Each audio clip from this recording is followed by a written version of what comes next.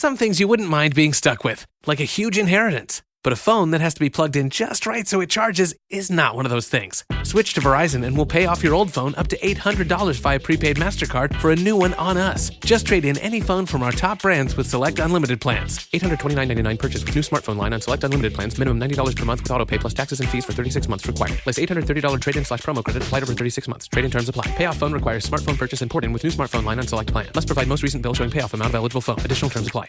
Now Taxes is 100% free when you file in the TurboTax app if you didn't file with us last year. Oh, yeah? Yeah, just do your own taxes in the app by 2/18. What if I have lots of forms? All good, all 100% free. What if I had 3 jobs? Still 100% free. What if I once saw Bigfoot? That has nothing to do with taxes, so still 100% free. Now that's what I'm talking about. Now this is Taxes. See if you qualify in the TurboTax app. Excludes TurboTax Live, must start and file in app by 2/18. The following is brought to you by the Social Suplex Podcast Network. Hey, this is Scott Norton, and you're listening to Keepin' It Strong Style. Yo, this is Rich Latta from One Nation Radio. This is brought to you by the Social Suplex Podcast Network. We present to you the Ace of Podcasts, Keeping It Strong Style. Let's go. It's the Ace of Podcasts, Keeping It Strong Style. Covering New Japan, they ready to hold it down. Jeremy Donovan and the young boy Josh. Come and hit a job out and bury all the frauds. From the Tokyo Dome over to the G1. Social Suplex is the network where we can get it done. I'ma chill and let them have it, cause this is just an intro. Keeping the strong style, 6 stars from the get-go, boy. Yeah, from Tampa Bay to the Tokyo Dome, this is Keeping It Strong Style with your hosts, Jeremy Donovan and the young boy Joshua Smith. And thank you for listening. Welcome to Keeping It Strong Style, the ace of podcasts on the Social Suplex Podcast Network. The young boy Joshua Smith here, giving you special solo audio edition of Keeping It Strong Style. On today's show, I'll be giving you a review of NJPW Wrestling Life 40th Anniversary Yuji Nagata Blue Justice XV, and previewing the upcoming nights 1 and 2 of Road to New Beginning. Please support our show by subscribing and following the Social Suplex Podcast Network and Keeping It Strong Style on the podcast app of your choice, and leave a rating and review. You can also get all the network's podcasts over at socialsuplex.com. Check out our Chop Tees store, chop-tees.com/KI Strong Style. That's where you can get your official Keeping It Strong Style merchandise. There's free shipping on every order and 10% off your first order. chopped-tees.com/KI Strong Style. If you enjoy this podcast, please consider making a one-time or monthly donation by visiting socialsuplex.com/donate and clicking on the donate button under the Keeping It Strong Style logo. And we are not live streaming this week on patreon.com. We do have a Patreon for IWGP subscribers. And if you want access to the weekly live stream, ad-free audio, and bonus content, please subscribe at patreon.com/KI Strong Style. And as you just heard, I am not going to be doing any live audio, any video this week. It's not Jeremy's fault. He did have a work commitment that came up this week and asked me to do some solo audio. So that's why I'm here on the airwaves with you guys. He did offer kindly to set up a stream so that I could just hit play and, you know, everyone could kind of join me. And I had to decline.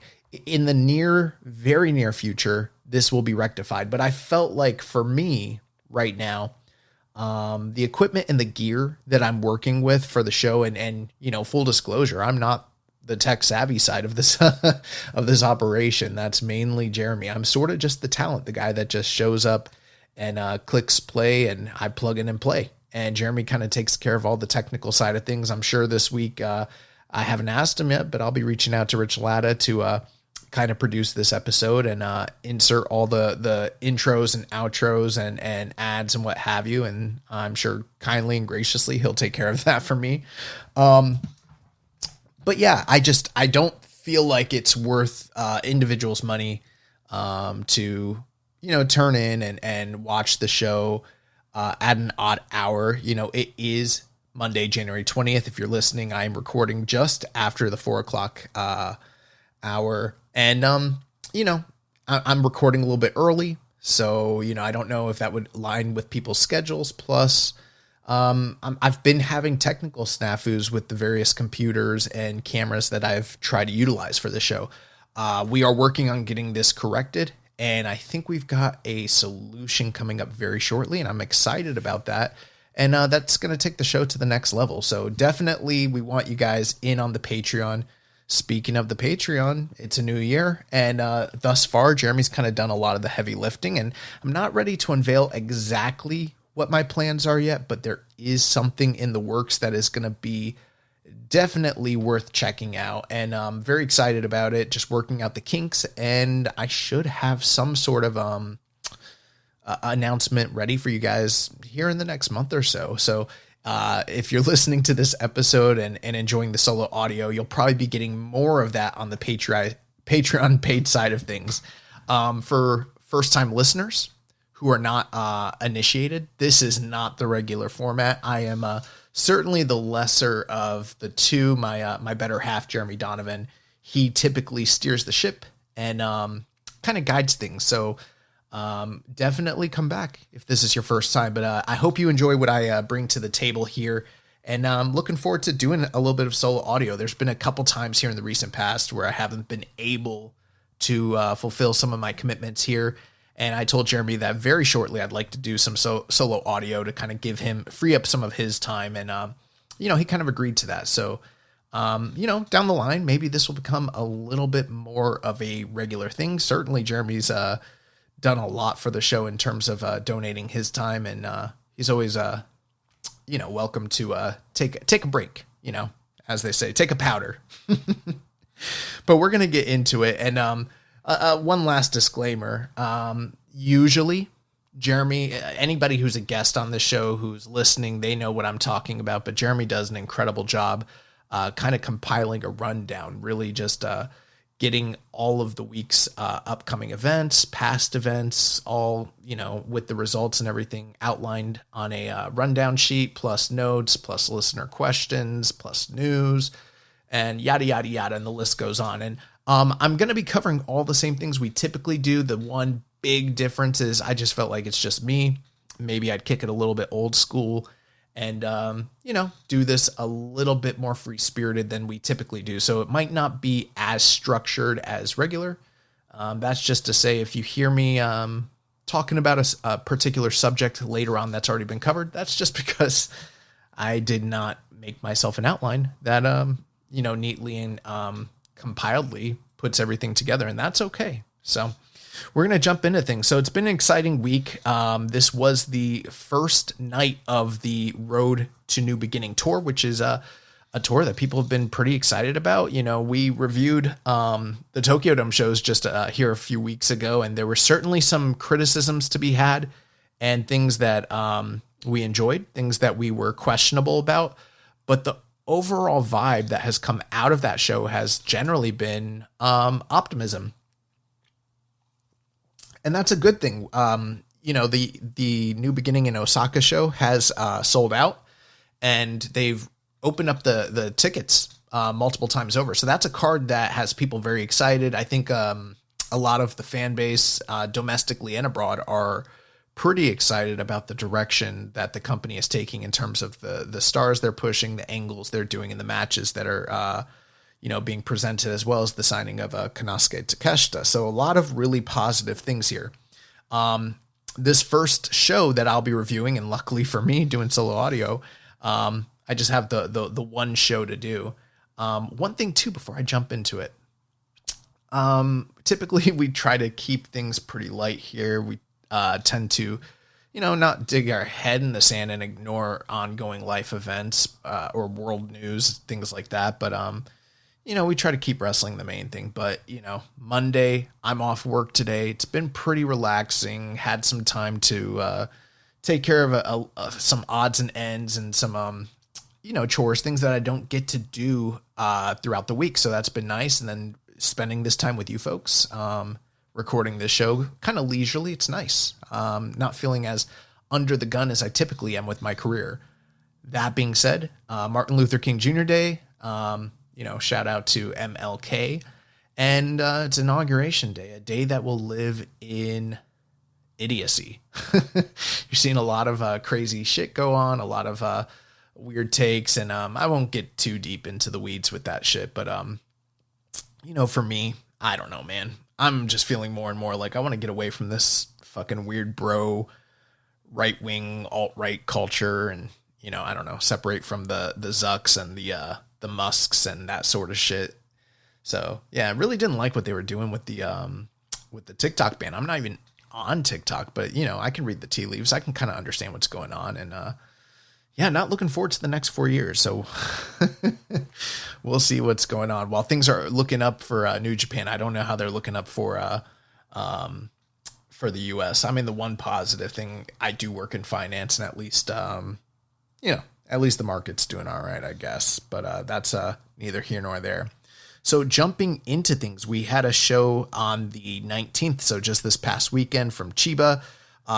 It was one of the Yuji Nagata Blue Justice shows, and typically when these shows occur, they are kind of technically part of whatever tour it is that they're occurring on, but they're also a special standalone show that sort of is intended to be produced by Yuji Nagata and, honor his legacy and his career, and there's usually some sort of special meaning to that. So we'll get to that. He was obviously in the main event. Attendance looked pretty good. The reported attendance here, 1,105. And if you watched the show and you saw the building, the ground floor looked almost completely full. And then a large portion, I would say about 40 to 45%, maybe 50 of the upper deck was also filled. So a good little house here.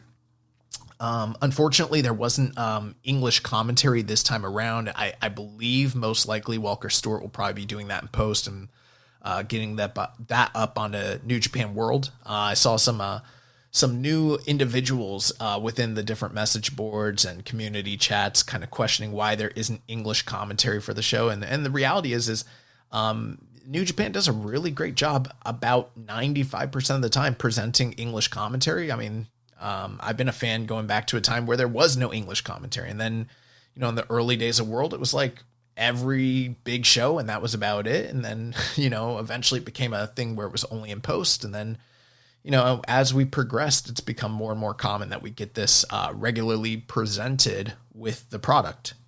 So hats off to Walker and the work that he's doing, and Chris when he makes his return. But it's always nice to kind of have that throwback, being able to just kind of listen to, Fujisawa, Milano Collection AT, and they also had Ryohei Oiwa as a special guest commentator from TMDK on the Samurai TV broadcast here. So short show, not a lot of matches, and I'm just going to kind of be focusing primarily on the results, maybe a note here or there. I'm not going to be jumping too in depth into the ongoings, but first match of the night, we had the United Empire team, Francesco Akira, Great-O-Khan, and Jacob Austin Young, as they defeated the team of Katsuya Morishima, Shomakato, and Shota Umino. And yeah, this was United Empire versus Ishingundan, or not Ishingundan, what's wrong with me? Sekigun, Hantai. And we got to see Shota Umino team up here with two of the Young Lions. And this was a pretty enjoyable match for what it was. I actually thought this show, top to bottom, was a very good show. It's not one where I would say that any one particular match you needed to go out of your way and watch. And I also don't think it was necessarily super interesting from a canon standpoint to furthering storylines.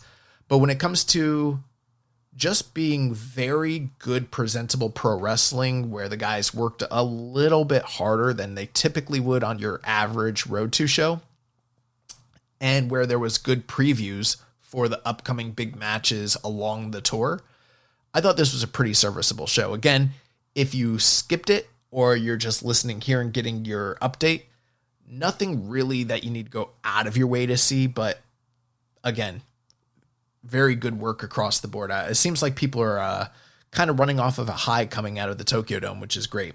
The big story of this match essentially is Shota Umino and his ongoing feud with Great-O-Khan.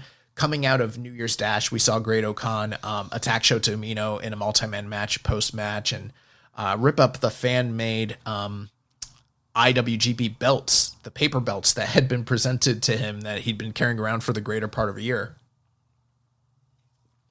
And he didn't take too kindly to that. So looks like these guys are going to be feuding and facing off further along down the tour.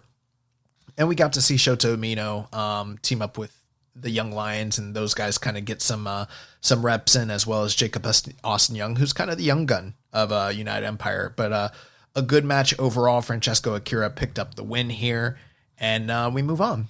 The second match of the night, we saw the TMDK team of Kosei Fujita, Robbie Eagles, and Ryohei Oiwa. They defeated El Desperado, Tomoaki Hanma, and Yo at 12 minutes and 42 seconds. And this was, again, a continuation of one of the feuds that's ongoing within the company right now. And that is seeing the Ichiban Sweet Boys, the team of Kosei Fujita and Robbie Eagles, as they're getting ready to, upcoming on the tour, defend their titles against Roppongi Revice, the team of Rocky Romero and Yo. And obviously, Rocky Romero was not here in this match, but Despy and Hanma were there to kind of fill that void and partner with Yo as he continued the feud between these guys.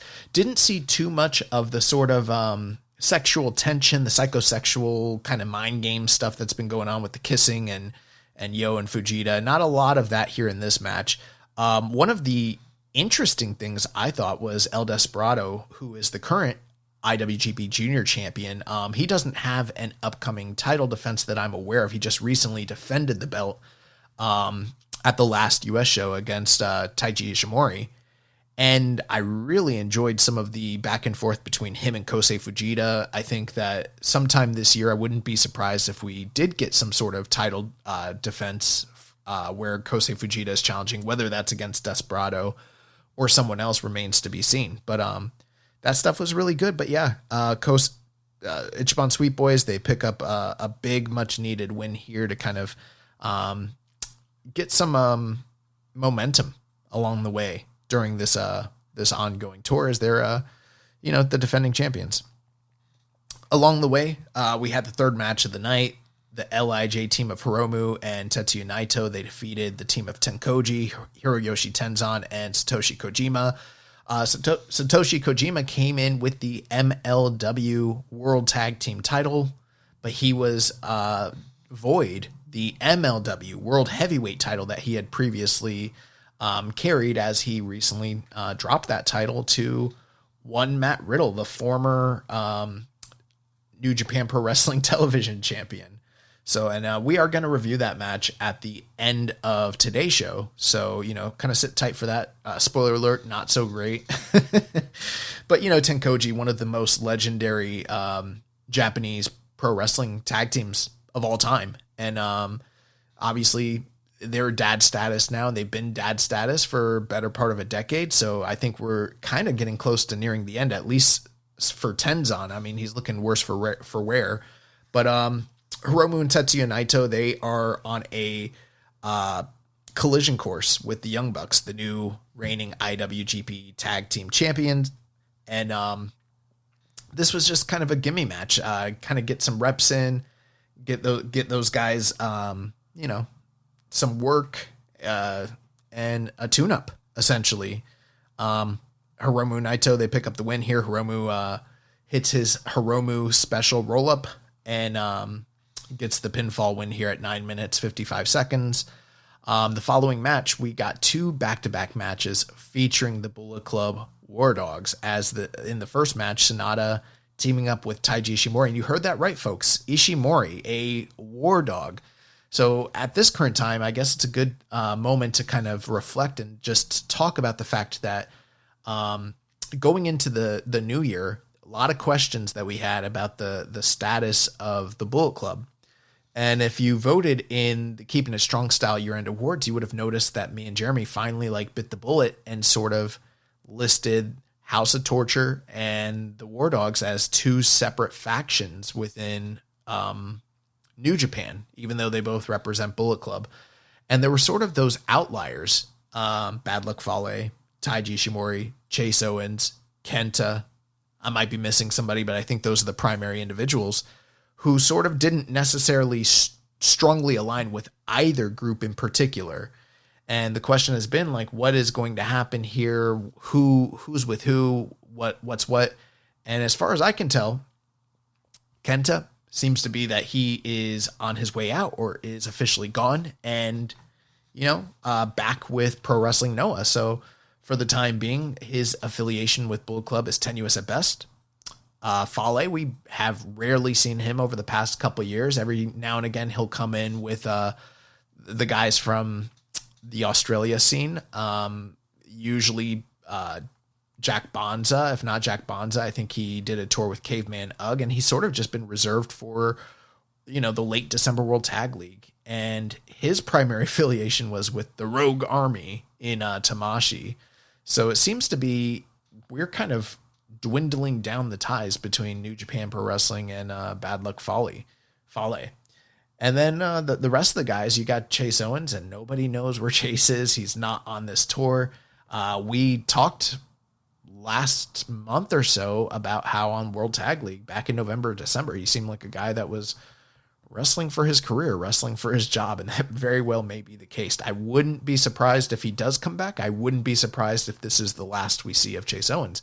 And that just kind of leaves one man standing, Taiji Ishimori, and he has made the official announcement that he is aligned with the War Dogs. So even now we have a clearer delineation between those Bullet Club that are War Dogs and those Bullet Club that are House of Torture, which I rarely even see them referred to as Bullet Club. I mean, it's getting to the point where War Dogs is just synonymous with Bullet Club, and House of Torture is maybe not even a subunit anymore, just kind of their own thing. That being said, Sonata, the recent defector from the Just 5 Guys team, which left them as Just 4 Guys, he came out with a t-shirt for this match that said, "Fuck Just 5 Guys," and then the 5 was crossed out, and there was an arrow pointing down to the number 4. So that has been kind of funny. And they defeated the Just 4 Guys team of Taichi and Taka Michinoku.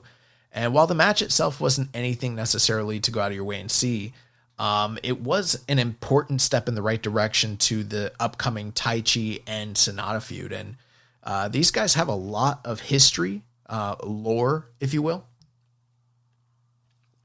when it comes to how Taichi was able to kind of inspire Sonata when he was a member of LIJ and bring the champion side out of him, set him up as the figurehead frontman for Just 5 Guys, and kind of inspire him to get to the place where he was able to dethrone Kazuchika Okada for the IWGP World title and sort of be the ace of the company for that, for most of 2023.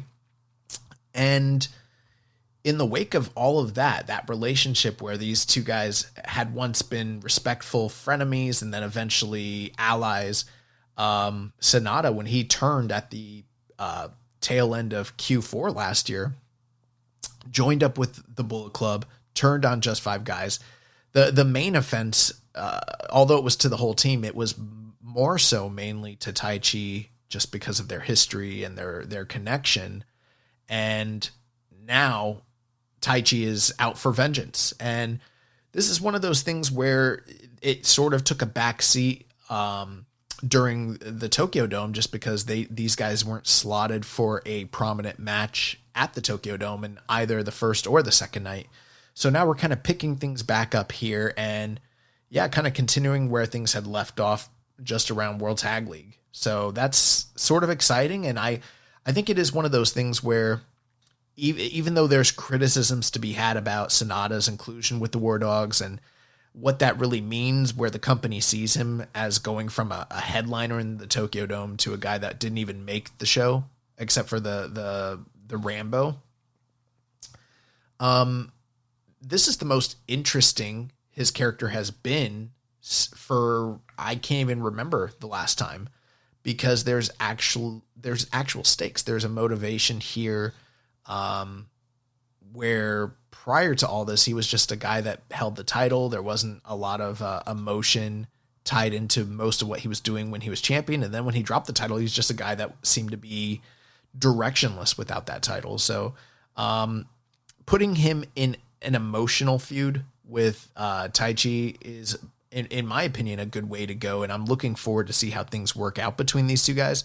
obviously a fan of Taichi, and interested what is going to come out of all of this when it comes to the trajectory of just 4 guys who, you know, right now they're just 3 guys with Doki out.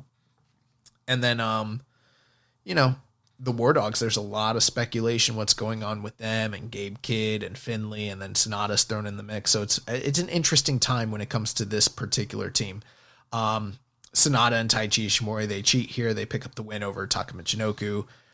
Post-match, there was some stare downs and jaw-jacking between Sonata and Taichi, but it did not turn physical this time around. That brings us to the next match, the 6-man tag team match, as the Bull Club War Dogs team of Clark Connors, Drilla Maloney, and Gabe Kidd defeated the LIJ team of Bushi, Shingo Takagi, and Yota Tsuji. And when you looked at this match on paper and you saw Bushi was the odd man out, it kind of made all the sense in the world that he would be the one looking up at the lights on this night. And yeah, with this match, there's really 2 big previews that are going on. You've got Yota Tsuji, the new recently crowned IWGP Global Champion, and he will be defending that title here coming up in February against Gabe Kidd, who's fresh off of the fallout of his, you know, major Tokyo Dome semi-main event against Kenny Omega. So that's one that people are kind of questioning. Is it too early? Others are very excited about that. I think it's probably helped quite a bit with those ticket sales that we talked about. All the same, you've got Drilla Maloney, who may be making a jump to heavyweight. He's certainly testing the waters, facing off against Shingo Takagi, 2 guys that kind of followed similar trajectories and paths, where they have both worked as power juniors, and interesting to kind of see Drilla make the jump to face off against Shingo.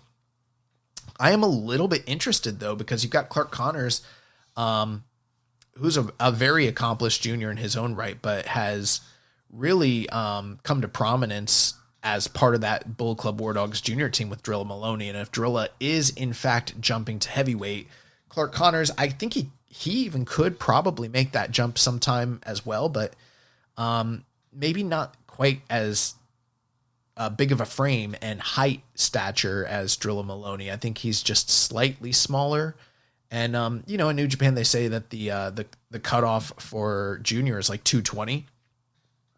The cutoff from heavyweight to junior, but realistically, it's more of a frame and a height thing more so than it is an actual weight. Otherwise, Despy's probably way over the weight limit at this point. But looking forward to both those matches. I thought that the interactions between those guys in particular, Shingo and Drilla and Tsuji and Gabe Kidd, very, very good here. And like I said at the offset of this review, just a really good preview show across the board, even though most of the matches won't knock you out of your seat. Just solid, very crisp and short pro wrestling. I mean, this was the longest match of the night thus far. And no. The second match was, but you know, we're looking at everything being under 12 minutes, nothing, you know, the shortest match, 7 minutes. So very, very quick and crisp most of the evening. That takes us to the semi-main event. So we had the tag team match where former IWGP Tag Team Champions, former World Tag League multiple-time winners, Bishamon, Hiroki Goto, and Yoshihashi, they defeated the TMDK team of Hartley Jackson and the current reigning IWGP Heavyweight Champion, Zack Sabre Jr. at 11 minutes, 41 seconds. I thought this was very good as well. Obviously, Goto is sort of surging right now. He won the Rambo at the Wrestle Kingdom Tokyo Dome pre-show that entitled him to a number 1 contendership. And we're going to be seeing that match between him and Zack Sabre Jr. at the end of this tour. And I think that's one that people are really looking forward to. I've got some questions about it that I'll go over and answer here. And I'm pretty excited about that. Yoshihashi as well is in the midst of a feud with Ryohei Oiwa, who, like I mentioned earlier, later in the show, jumped on commentary. So he was sitting at ringside for this one, and Oiwa is a member of TMDK, so there was sort of a contingent congruency there.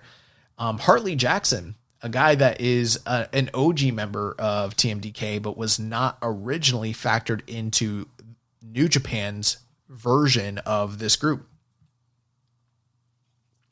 at the tail end of last year, they sort of started factoring him in, bringing him in for tours. And I kind of, watching this match, I kind of felt like he's the more, like the new, more better and improved Bad Luck Fale. You know, a guy that is big muscle. He's got the mohawk.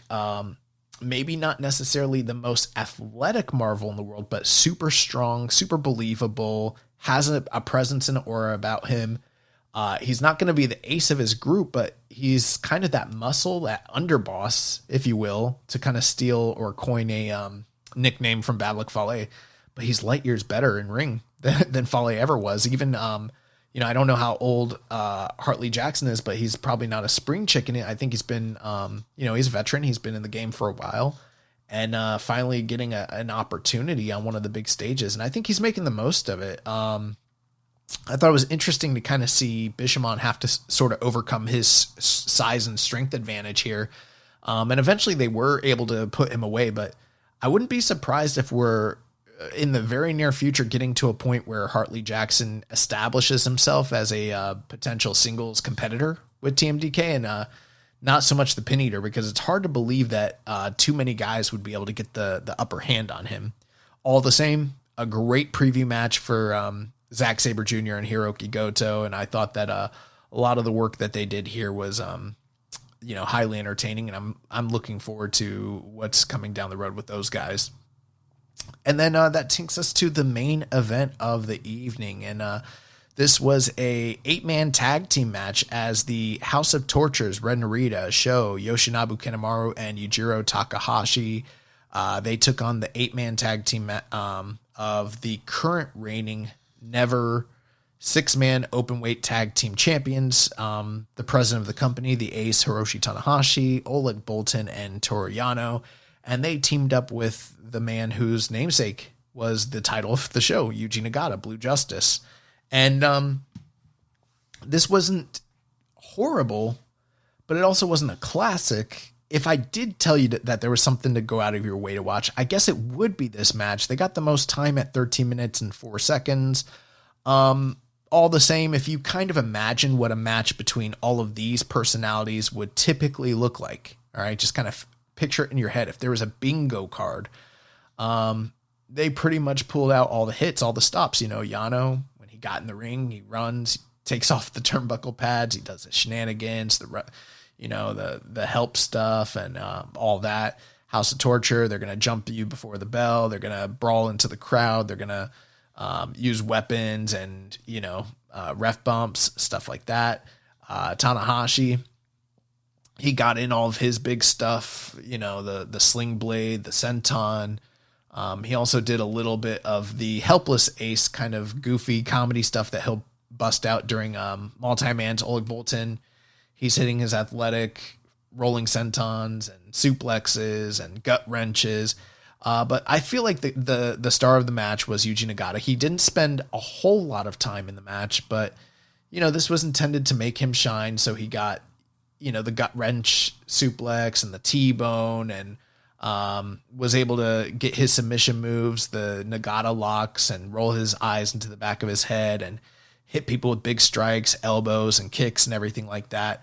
And ultimately down the stretch, you know, House of Torture, they kind of got their asses kicked. They tried to pull out all of their tools, and the good guys were the foils that were able to unfoil them. And Oleg Boltin was able to pick up the big win as the powerhouse rookie of the team. And the good guys stood tall. One of the ongoing stories here is that this House of Torture trio, and I'm not sure exactly which of the three, I'm assuming it's probably Kanemaru, Yujiro, and Narita, but I could be wrong here. But three of these guys are going to be challenging for the 6-man titles, but they've kind of hijacked them. And even though they're not the champions, they're carrying the belts with them. So as soon as they lost the match, they ran with the belts to the back and maintained their physical ownership of the belts, even though they are not the champions.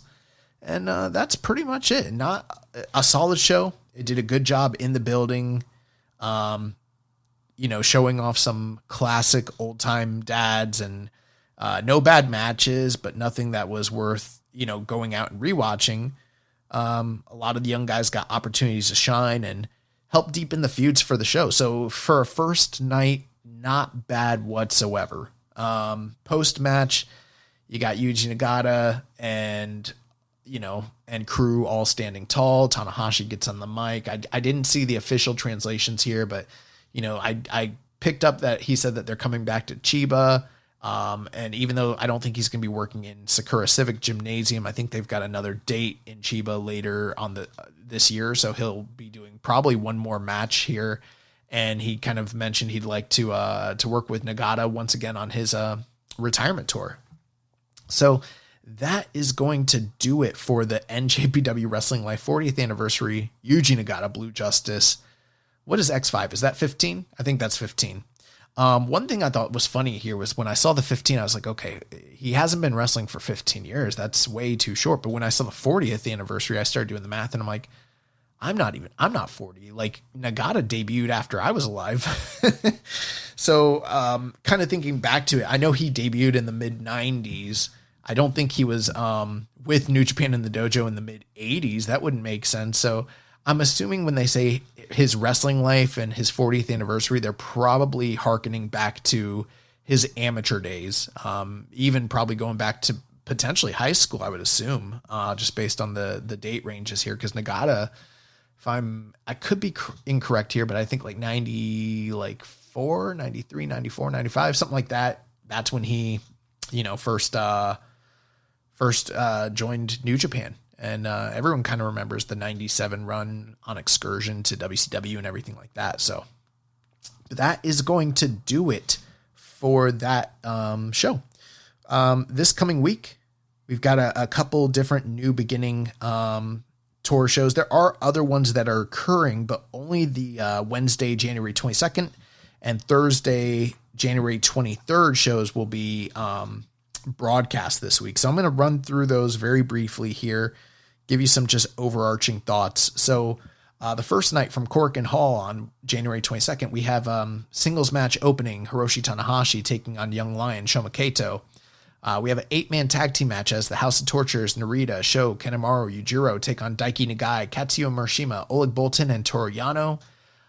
Third match of the night, just 4 guys, Taka and Taichi take on the Bull Club War Dogs, Clark Connors, and Sonata. 6-man tag team match as Master Wato, Umino, and Ishii take on United Empire's Francesco Akira, Great O'Khan, and Jacob Austin Young. Following that, 6-man tag team action as the Chaos team of Yo and Yoshihashi team up with Tomoaki Hanma to take on the TMDK team of Hartley Jackson, Robbie Eagles, and Ryohei Oiwa. The semi-main event, 8-man tag team match as LIJ's Hiromu, Shingo, Naito, and Tsuji take on the Bull Club War Dogs team of Drilla, Gabe Kidd, Geto, and Taiji Ishimori. And then in your main event, we have the tag team match of El Desperado and Hiroki Goto taking on the TMDK team of Kosei Fujita and Zack Sabre Jr. So with that being the case, again, Tanahashi, he's in the midst of his ongoing retirement tour. And part of that tour we had touched on a few weeks ago. We said that they had made the announcement that he's going to be taking on particular individuals in singles matches. And on this New Beginning tour, he's starting off with Young Lion. So we see the first one here with Shoma Kato. One quick interesting thing with House of Torture, the storyline that was given was that Evil following the Tokyo Dome. And then we saw him in the Sumi Sakai retirement match in the US, but following that, they said he pretty much said that he was done with New Japan. That appears to be a storyline, but friends over at the Super J-Cast were able to confirm that he is taking an extended break from the company. So probably well-deserved. Looks like he'll be spending some time in the US. I don't know when he'll be back exactly, but for the time being, House of Torture kind of rudderless. They don't have their leader.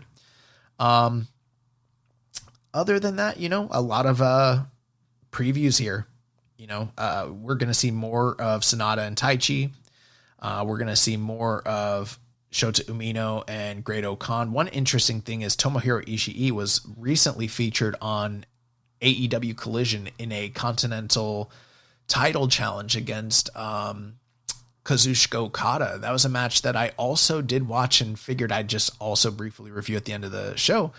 But he did suffer some sort of ankle / calf injury during that match. So at first it was believed potentially to have been serious. The reports are coming out now that it's not quite as serious as first believed, but it will be interesting to see if that precludes him from travel or some of these dates. So, if he doesn't make this 6-man tag team match with Wato and Umino, don't be surprised. And then we're going to see Yoshihashi and Ryohei Oiwa mix it up again. And those guys had a lot of heat with one another coming out of the tail close of New Year's Dash. So it's going to be interesting to see those two bulls lock it up once again. I think the semi-main event, very interesting, where we're seeing Hiromu and Shingo teaming up with their teammates here, but they're going off against Bullet Club War Dogs, where it's kind of funny because they're on a trajectory course with the Young Bucks, but the Young Bucks are not even necessarily Bullet Club. I don't know if that's just coincidental, but obviously their connections to Bullet Club going way back are established, so that's kind of funny there. And can't wait to see more of Shingo and Kid, as well as Drilla and Tsuji. Maybe, and in this main event here, we got Goto and Zack. That's a huge preview, but we've also got Kosei Fujita and El Desperado. And I mentioned on the previous review that the interactions between those two guys seem pretty heated. So I think this is one to kind of pay attention to. Maybe I'm not in the know. I try my best to always be paying attention, but if I'm missing the fact that Fujita is already established as Desperado's title challenger, which maybe he is, and people are probably listening and, shouting at their phones or shouting in their cars like, you idiot, this has already been established. My bad. But to the best of my knowledge, I can't recall Kosei Fujita having been established as Desperado's number one contender or anything like that as of now. So it's going to be interesting. The Sweet Boys, they're the junior tags. Despy, he's the junior heavyweight champion. I remember once upon a time where he held both titles concurrently at the same time. So hopefully something kind of cool comes out of this one, but that's going to be the one big match to pay attention to on that night. The following show, we got the 23rd from Korakuen Hall. So back-to-back nights in Korakuen Hall. The opening match, Tanahashi against Katsuya Murashima. More Young Lion versus Ace action. Second match of the night, you got Wato, Oleg Boltin, Shomakato, and Toru Yano taking on the House of Tortures, Narita, Sho, Kanemaru, and Yujiro. Again, House of Torture angling for those 6-man tag team titles. So that's kind of the story there. The third match of the night, you got Taguchi, Umino, Ishii taking on the United Empire teams, Francesco Akira, Great Okan, and Jacob Austin Young. So more Umino and Great Okan action. The match following that, you have the tag team match of El Desperado, Tomoaki Hanma versus TMDK's Hartley Jackson and Kosei Fujita. So the more and more I'm reading this, I'm like, maybe I did miss something here. There might be potentially a chance for Kosei Fujita to be the number one contender for Despy. And if he's not, then he should be. I love to hit people with the well, actually, when they're wrong about something. So feel free to jump into the Discord or into any of our episode reviews and let me know if I missed something there. Following that, you have 10-man tag team action as the Bull Clubs. Clark Connors, Drilla Maloney, Gabe Kidd, Geto, and Taiji Shimori. Oh, Geto, that's one of the guys. He's not fully. I guess he is War Dogs, huh? Yeah. So you got the War Dogs here. They're taking on the LIJ team of Bushi, Hiromu, Shingo, Naito, and Tsuji. So the full gang is here. And then your semi-main event, Goto and Yo taking on Kosei Fujita and Zack Sabre Jr.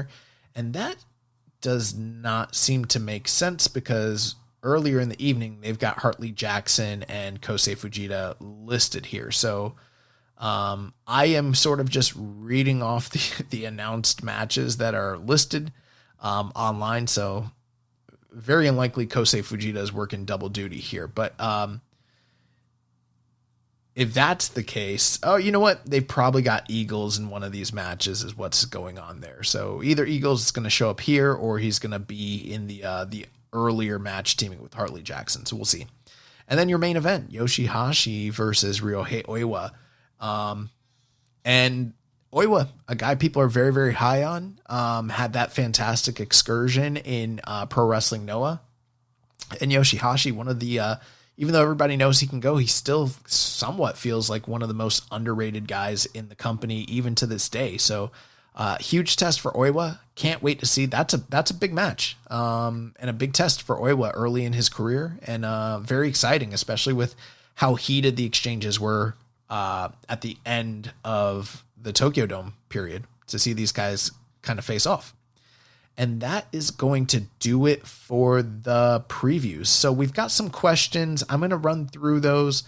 They might be a little bit all over the place. Plus, this is a good week for me to sort of jump into a lot of the questions that we weren't able to address on previous episodes. Also, speaking to that, if there are any questions that I feel like I've already spoken about or given an answer to, I might just read your question, thank you for it, and move on, but we'll take it from there. So jumping into the Discord, Fraser Ramon from the Discord says, do you think Shota is genuinely being downcycled with this feud, or should we remain in constant fear of Roughneck Rising? And I think that's a good question. I don't know that I'm necessarily in love with the idea of him and Great O'Khan. I don't know that this is downcycling. I think it's more of a rebound from a major loss in the Tokyo Dome. And I am looking to him probably coming out in the win column at the end of this feud, I would imagine. Of course, you could do something pretty interesting if he suffers another major career setback. There's some pretty interesting character motivation from there. But while I personally am not on the Umino train at this current point in time, and I'm sort of losing faith in the idea of the guy, I don't think that the company has washed their hands clean of him by any means. Next question here from the Discord. K here forward 13 says, instead of Shota Umino learning off the veteran in Hantai, how about sometime this year he leads his own faction with the returning Youngbloods when they return from excursion? And that's a thought, The one thing that none of the young guys that have come back from excursion or that have been raised through the ranks that any of them have really achieved thus far has been to lead a faction. The closest thing you could probably point to would be like David Finlay, and David Finlay, a decade ago was a young lion. So even though he's a similar age bracket to a lot of these guys, he's paid his dues. He's been in the system for quite a while, and it's not quite the same thing. But if they did decide to bring those guys back and align them with Shota Umino and put him in charge of his own group of some sort, that would be a huge indication that the company has further plans for him or any other of, the Reiwa generation guys that are placed in that sort of position. He also asked, do you think that the New Japan Cup bracket should be smaller this year? I think 16 wrestlers will be enough instead of trying to do a large tournament fitting in everyone like they've been doing for the past 6 years. And I wouldn't be opposed to them going back to a lighter tournament structure. That being said, I think a lot of why they've done the bulkier tournament is, number one, to give people opportunities to have meaningful singles matches, and then also to fill up more cards for that March, period of the tour, so that they can do more dates, so that they can sell more tickets and do more business. So I think the trade-off would be, if they did have a 16 wrestler tournament, it would need to be something compelling enough to draw a lot of people for an equal or comparable amount of nights. And, if you spread those matches out over numerous evenings, it does tend to threaten the idea of watering down the tournament just a tad bit. So we'll see. We'll play that one by ear. We'll see what goes on there. His last question, he says, with the Bret Hart rating scale, what would you give Great O'Khan? That is a great question. Thinking about it for a half second. So if you're listening and you're not familiar with the Bret Hart scale, it's basically grading a wrestler on a scale of 40, 1 to 10 in 4 different categories. So you've got look, you've got mic work, you've got in-ring work, and then we kind of added our own 4th category, which is intangible star quality. And when it comes to Great O'Connor, I actually think he ranks pretty high, surprisingly, even though I'm not always as high on him as a performer or character. But I mean, from a look standpoint, I know he's not the most conventionally attractive performer, and this is a body guy type of promotion. All the same, his presentation is very, very good. He understands his character. He connects with the crowd, his facials, his emotives, his gear.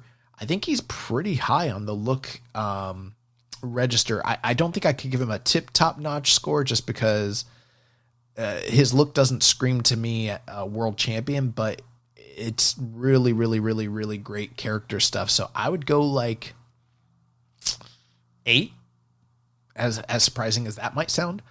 When it comes to mic work, it's a little tough because I don't know how good necessarily of a promo he is, but we've seen him be the mouthpiece domestically for United Empire for a number of years, and he certainly understands. He's a really good promo for his character. So with that being the case, I would have to go like, say 7. I don't know if what he's doing on the mic, and this might be more of a translation thing, if it carries over to where I'm usually compelled by the stuff he's saying, but I usually find myself pretty entertained all the same. As far as in-ring work, it's a little polarizing because sometimes he's really great. Other times I find his work lacking. I thought his run in the G1 this past year was exponentially better than what we've seen in the past. And I was a huge mark for Oka in his young lion, Tomoyuki Oka during his young lion days. So, the bare bones of a great worker are there. I don't know if he's always putting it together the way I think he should, but I would go 7.5 on the work. And I think that there's room for improvement there. And then when it comes to that intangible star quality, I do think he has something. I'd go 8. So, just kind of pulling out my handy dandy calculator here. If we're looking at 8, 7, 7.5, and 8, you're looking at a 30.5 with room to improve. I think that's a pretty fair and pretty good score for the one Great O'Con. We have a question here from Drawer from the Discord. He says, favorite to win the cup as of now, and who would you prefer win it, and who do you think most likely will? I think for me right now, the 2 guys I would be most high on potentially winning this would be like Gabe Kidd or Konosuke Takeshita. I think the most likely winner is David Finlay, and I think potentially if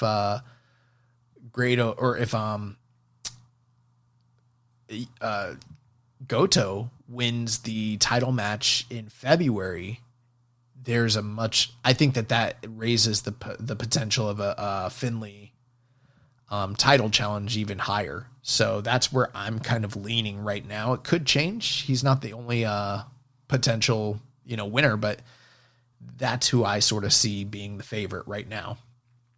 Rambo and Slam Pig asked a question. He says, as Nagata and others of his generation wind down, where do you see Nagata's legacy standing in comparison to the contemporaries of his generation? Do you think the fans in Japan and abroad have a good sense of his accomplishments and stature? And that's a tough one, because I don't always, I don't want to speak for the Japanese audience as a monolith, and I'm surely not, plugged into what the feelings of the domestic audience are, or collectively what they feel in terms of like the nostalgia for a character. I think that it's a fine line between turning stars from the past into these icons that you can almost, like these grails that you can almost never touch, the way that WWE has done in the past with their nostalgia. I mean, they do a great job pointing to the past always. Well, not always, but when they want to, selectively. And then, AEW even has found themselves being guilty of something somewhat similar. Obviously, they've got their issues when it comes to the over 50 crowd within their company at this point in time. But I think New Japan does a good job sort of like towing that line because they still keep their dads around. They don't use them to the detriment, for the most part, of younger stars. They use them to kind of develop stars and still, attract fans of yesteryear, and give those guys work. But every now and again, they'll dust them off. They'll put them in a feud.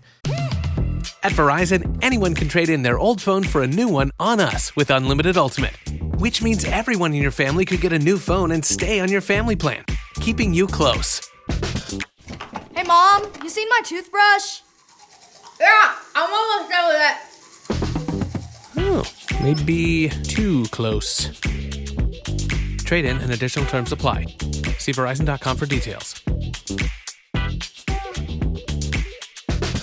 Stay warm and save every day, all in the Kroger app. Get 10 for $10 on select varieties of Kroger pasta, Starkist tuna pouches, or Powerade. Then get flavorful fresh Heritage Farm chicken split breasts, drumsticks, or thighs for $1.49 a pound, all with your card. Shop these deals at your local Kroger, less than 5 miles away. Or tap the screen now to download the Kroger app to save big today. Kroger, fresh for everyone. Prices and product availability subject to change. Restrictions apply. See site for details. We're getting further and further and fewer far between that happening. But, there was a time and place where like once or twice a year, it was the Nagata show. Even as far back as like 2020, 2021 sort of thing. Nagata was, for all intents and purposes, the ace of the company during the Dark Ages, following, the exodus of Konosuke Takeshita, kind of in the era with, Fujita and Tenzan, that sort of thing. And sort of was the precursor to Hiroshi Tanahashi when he, took up that mantle. Nagata's one of the few guys that has ever held the world title in all major Japanese pro companies in both Noah and All Japan. And he's also won the annual round robin tournament in New Japan, All Japan, and Noah. And I think he's the only guy who's ever done all 6 of those things. But that's not to say just because of kayfabe accomplishments that he is revered. I think everybody knows how great his work is. I mean, he's in the Hall of Fame, if I'm not mistaken, when it comes to the observer boards and everything like that. And you can tell that the crowds definitely respect him and they're fans. He's a fan favorite, but it's hard to tell what kind of nostalgia remains because fan culture does turn over. I mean, not everybody that is watching in 2025 was watching in 2002, if you get my drift. So it's hard to say. I think his legacy is there. I think it's intact. The matches, they're on World. They speak for themselves. I think Yuji Nagata is a top tier worker, one of the top guys in the history of Japan. And I think that he really was an anchor for the company at a time where business was severely down. We had some thoughts here from a couple other individuals who saw that question in the Discord. Goonatic Fringe, who is Doc in the Discord, he says, just a broad statement on Yuji, one of the most unheralded wrestlers of all time. He kept New Japan afloat during their darkest period, even after going down in Pride. The fans didn't give up on him. And he's talking about the times when he got beat up by Mirko Krokop and Fedor Emelianenko in real life in the Pride ring. With his good years behind him, he still put in effort in Noah and New Japan, feels forgotten in New Japan today. What do you say will be his lasting impact? And do you think he can recruit harder with Suwama out of All Japan Pro Wrestling? So I don't know what the partnership between those two groups are, or if because just recently Yuji Nagata was spending time over in All Japan. I think a year or two ago he was the All Japan champion, the Triple Crown title holder. And he was at one point trying to recruit Yuma Anzai, who is now also a former Triple Crown title holder. He just recently dropped the title, and he's kind of like one of the emerging top stars in that company. So remains to be seen if I don't know if he's been working All Japan. I guess I could go look on Cage Match, but yeah, I think his lasting legacy is just, I think when it's all said and done, we're going to look back and realize like, hey, Yuji was the best. I do think that Yuji is the best of his era in that time between the Pillars and Tanahashi. That's my opinion when it comes to New Japan anyways. There's probably arguments for Kojima. There's probably arguments for Tenzan. There's certainly, the Fujita supporters, the Kensuke Sasaki supporters, but, Yoshihiro Takayama, and I get all that. But for me, it's Nagata. Nagata's that guy. And I think that he is, there's a reason why he was the choice, the guy that they, utilized to kind of carry the company during that period. Dev88 also had a personal antidote. He said, just a personal recollection of Yuji. I'm very bad reading people with nonverbal communication, which is probably why I never understood when people would talk about star presence or personal magnetism. I've met fairly famous folks, band members, politicians, actors, etc., and never felt a damn thing. I've never been a Nagata fan, appreciated that he was important sometime in the past and liked that he would worked with the younger talent, but nothing for me to kind of hook onto. My second live wrestling show was an NJPW show here in Florida, which, by the way, if you went to a New Japan show here in Florida, it was probably very likely a show that we attended, just FYI. Nagata came out, hopped on the turnbuckle to pose, and from at least 20 feet away, I was like, oh, that's what people talk about.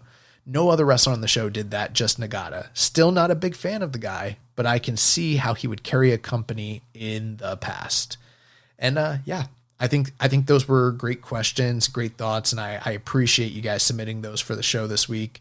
A couple other questions that we had here. David Francor from Twitter or X, formerly known as Twitter, which, by the way, I don't know how much longer we'll be on Twitter. I guess maybe we'll stay there, but I know we got a blue sky or whatever. He had two questions. He says, does Hiroki Goto really have a chance against ZSJ? And I got to tell you, David, I think he does. I think that there are very few reasons at this point in time where you could logically say that there's no reason to go ahead and pull the trigger on the guy. That's not to say that he will win, but I think a lot of people are counting him out. And, for some of the same reasons why I thought Zach might lose in the Dome, and obviously he didn't. Unless there's something pretty strong that you've got for him, positioning him coming out of the New Japan Cup tour. I don't know necessarily that you need to have the title on Zack Sabre Jr. Moving forward, unless you want to just continue to have him have this, kind of superior title reign. I think that if you wanted to really do something special, make a moment, and open up some new stories to tell. I know that was my argument for them putting the title on Shota Umino, but I would love it if it ends up being Hiroki Goto, the guy, even if it's just a transitional title reign. They did something kind of similar a few years back when Tanahashi regained the title against Omega and then dropped it to Jay White in short order. So I wouldn't be surprised if we see something similar here with Goto dropping this winning this title and then maybe dropping it to a David Finlay here in the first quarter of the year. His second question is, you think Evil will already come back at Road to New Beginning? And that one, I don't know. If the reports are to be believed, expect him to be taking a somewhat prolonged period of absent. How long? That has not been stated. So, I'm not privy to that. I couldn't tell you, but enjoy it while it lasts. It's not every day that Evil Watanabe is gone from the company. So I'm just enjoying that aspect. And I think you guys should too. We have some questions here from the Reddit. And first one from Miley for Life says, I have two things on my mind after the event. Number one, Shooter is still playing the super baby face after rolling through his styles. And he puts in captions, mentors at Wrestle Kingdom, which in my opinion told the story of him moving toward a heel because of the late match spots like the Death Rider off the top and clashing with his dad. What direction is this going? And I know we already kind of touched on the whole thing with Suji and Great Okan. And, you know, I think that you could do quite a few different things. I laid out some specific scenarios. I think that there are those individuals that feel like Shota Umino might be on his path to a heel turn. And like I said earlier, could that be through loss that is necessitated? It's possible. It also could be that he's already suffered the loss that is going to catapult him into that turn. We saw the same sort of similar thing happen at the end of last year when Sonata lost his title shot to Zack Sabre Jr. And that was the catalyst to him joining the Bull Club War Dogs. So maybe something similar is going to happen with Shota Umino here. Certainly, you know, Great Okan is a heel, but he's sort of like a tweener, like a tweener who is heel leaning, while the group itself, United Empire, might not be as heel leaning as he individually is. So that dynamic is going to be interesting to see how it plays out. I got to tell you guys, I'm not that personally invested in what's going on with Shota Umino. I think a lot of the fans are, though, and maybe that's a good sign because I'm getting a lot of questions about it. His second question was, Gabe and Suji seem to be happening pretty fast after they both had great showings at the Dome. Should this have been saved for later in the year? And, you know, that's a great question. I could see both sides of the argument. I feel like many individuals kind of view these two guys as the future of the company, the two brightest stars coming out of that young generation, and sort of see this as being a match that belongs in a main top spot, either at like a Dominion or headlining a G1 type show, or maybe even in the Tokyo Dome.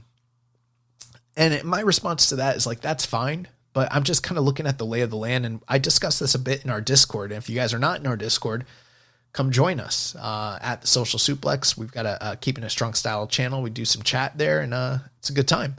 But the one thing I pointed out to everybody is like, right now, who are your top stars in the company and who are your top faces and heels? And without belaboring the point, kind of, you know, addressing who everybody, and there were a multitude of varying opinions about who's in those spots. The point that I was trying to make when I asked that question is it's pretty undefined right now as to who are the top stars, who are the top heels, who are the top baby faces. And with so many guys leaving the company, so many people aging out, and, you know, kind of more mediocre wrestlers being cycled down, we needed to make space for all these young guys, and they're finally here and they're being established. And I think that there's nothing wrong whatsoever with them doing a major match for a major title with two guys of this stature. That's not to say that they can't do a bigger match in the future with them. You know, I don't think they should overdo it, but I'm of the opinion that we've waited way too long with most of these guys to start doing the fun, cool, exciting things. And I'm glad they're going to just do it. Like, let's just do it. Let's kick the tires. Let's see how it goes. And, you know, if we need to do it again in the future, we can always do that. Complete Boot 4870 asked, will Shooter join the Death Riders after defeating Claudio at Wrestle Kingdom, or will he go after Mox and the AEW title? And, you know, that one, I don't know. Not really following AEW too much these days. I did watch the Christopher Daniels and Hangman Adam Page death match, which was awesome. The Texas death match. But not really watching what's going on with the Death Riders. And if he does go after them, I don't have that much interest in it, which is unfortunate because I think there's a time and place where, you know, Mox versus Shooter would have meant quite a lot to fans, including myself. And now at this point, I just, where they're at, and maybe things will change this year, but in 2025, those are two things that I just don't have any personal affection for. Of course, Shota Umino was calling out Jon Moxley at that US show at the tail end of 2024. So, and Mox sent Claudio as an emissary, so there is a story in play. And will Shota Umino be challenging Mox? I mean, if Mox is still champion by, say, Forbidden Door, wouldn't be surprised if they send Shota Umino to lay down for him. We have a series of questions here from Death Triangle 720, so I'll just go straight through them. He says, do you think any current factions have identity that makes them stand out? And yeah, I think almost every group has an identity that makes them stand out. I mean, Bullet Club War Dogs, they're,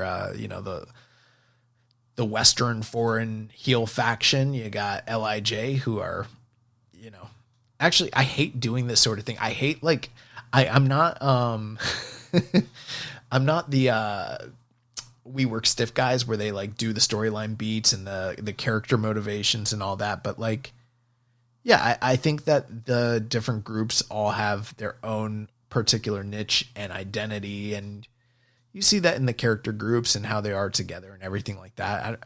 So I appreciate the question. I don't know if I want to go any further. He did say, let's say Goto does win the world title. Do you think there's enough interest after he finally achieves his goal?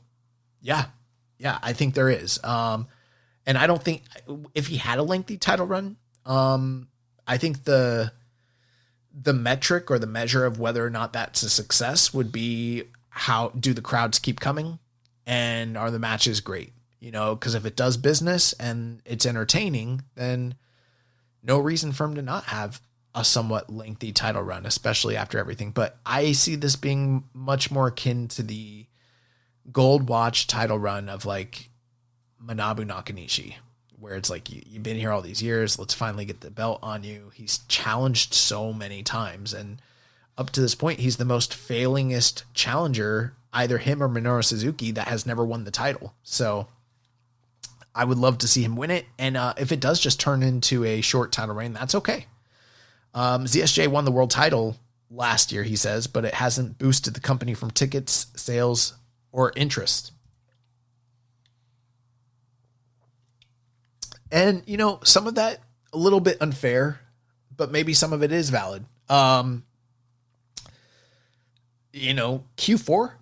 of this company, it's not the strongest period of their business anyways. That post G1 period is not, generally speaking, their strongest period, especially in a year where we're recovering from the exodus of Kazuchika Okada and Will Ospreay, amongst others.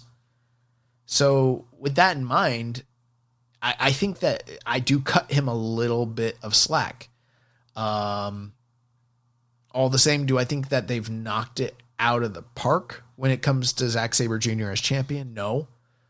Some of the matches have been great. I think he's been a very hardworking champion and really put in the effort and done everything he could on his end to kind of carry the ball and be the front man of the company for the time being.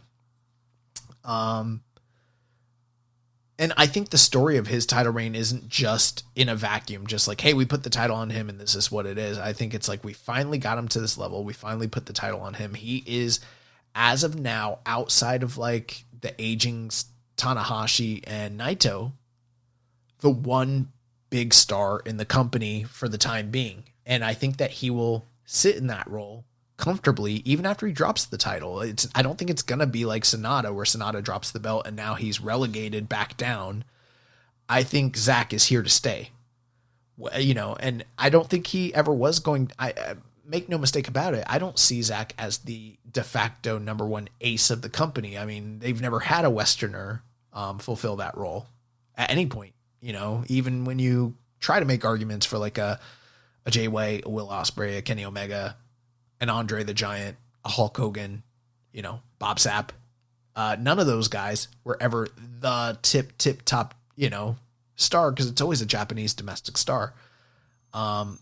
But I think there's room for Zack to be the top Western foreigner star, and that's what they've done. And I think that this investment, even if it's not seeing the initial returns that people hoped for, I think it'll pay long-term dividends and gains. So we'll see.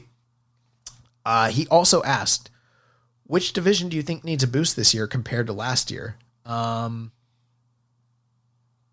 don't know. The two that probably stand out to me would either be like the Strong show, you know, in the US. That could really use some bolstering, but the never 6-man, like, you know, there's been a couple of years there where we've had some super teams and some meaningful title defenses and everything, and then right now it's just kind of been lackluster, sitting on the Hantai and House of Torture feud. So I would like for them to do something somewhat, you know, entertaining with that. Once again, he also asked, from this show, it appears that Shota is still getting cheers to some extent. Do you think it makes the company want to stall a heel turn for him? And, you know, that's assuming that they are planning to turn him heel. And I think a lot of people have fixated on that and attach themselves to it. And I personally don't know that the company is even in the midst of doing that, you know? So could it be? Possibly, but I'm not married to the idea that that's even the intent here. His next question, is there a specific feud you want to see this year in New Japan? And yeah, that's a great question.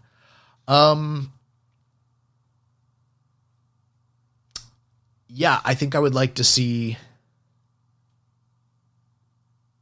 It's tough. Like the four guys that just spring to mind for me automatically at the top, it's going to be like Shingo, Takeshita,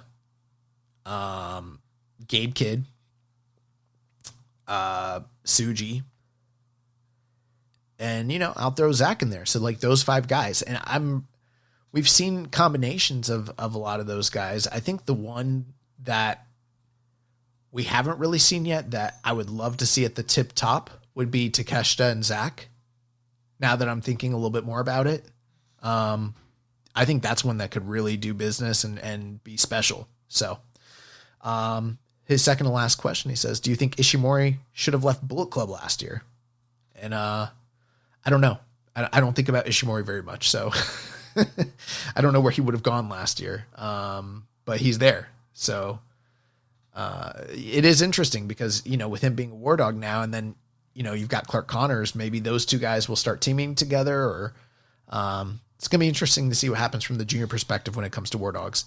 And then his final question, looking back at the Narita and Shota tag team, do you think instead of a heel turn so quick, they were both better off in the tag division, at least for a couple of months? And yes, I loved the idea of them being in that tag team. I thought that it would have made a lot of sense for them to have gone on to the Tokyo Dome and be the 100th champions and sort of fulfill that whole deal. I thought that their title chase was kind of reminiscent of Nakamura and Tanahashi when they teamed together for that brief period in the early stages of their career. And the post fallout, I think that it's been a huge disservice to Narita. Him aligning with House of Torture has been a net negative, and Umino floundered in that House of Torture feud. And, you know, there's apologists for House of Torture, and I get it. There are some positives and negatives and things they do, but like, two of the biggest detriments for, you know, whatever you want to say is like the effect that they've had on Shota Umino and Narita through the past calendar year. And I guess you could even throw like Kyo Kitamiya in there at one point too, and his, how he's kind of viewed in the company. It just hasn't been positive for like young guys, you know? So from that aspect, not so great. So yeah. And then we've got some other questions. These are ones that we've kind of skipped over for a few weeks, and I'll get through them here quickly. I know it's a shorter episode, so you guys don't have to listen to me gab for too long. Special Guy asked, he says, with LIJ being pretty dominant for years, Team DK becoming powerful, Bullet Club War Dogs being consistent, United Empire, same thing. I really feel like we need a more definitive super babyface faction for the promotion in 2025. Chaos/Hantai needs big time effort put in to feel like the home team with thriving baby faces and big roles. Shota Umino is a great start. Bishamon, Master Wato, old guys like Hanma, Makabe, Taguchi, etc. And I concur, Special Guy. I think that's a very astute and apt analysis. I think it probably answers one of the earlier questions about, you know, some of the individual notable characteristics of these groups.